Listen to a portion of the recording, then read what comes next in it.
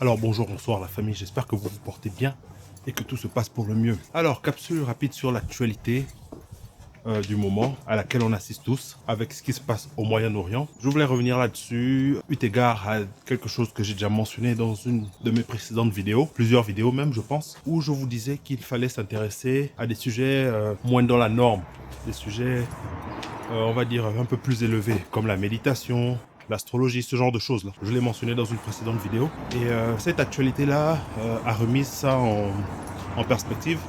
Et je voulais rappeler ça ici. Parce qu'il y a une question qui revient très souvent, ou qui est très souvent revenue dans les derniers jours que j'ai vu au sujet de cette affaire-là. C'est pourquoi maintenant? Alors, je vais vous faire remarquer deux choses. La première, c'est qu'on est dans ce qu'on appelle une année 1 en astrologie.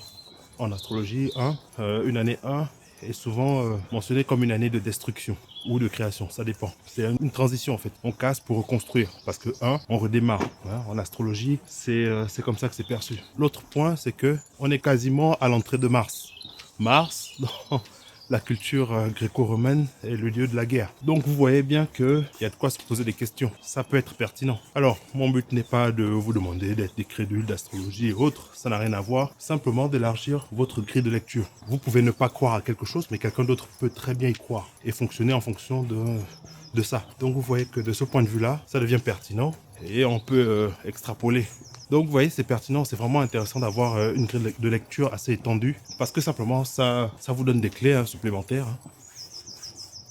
dans la façon de lire les événements, de prendre des décisions, ce genre de choses-là et aussi de comprendre ce qui se passe, le pourquoi du comment, très souvent. C'est ce que je voulais mentionner et puis je vous dis à la prochaine vidéo.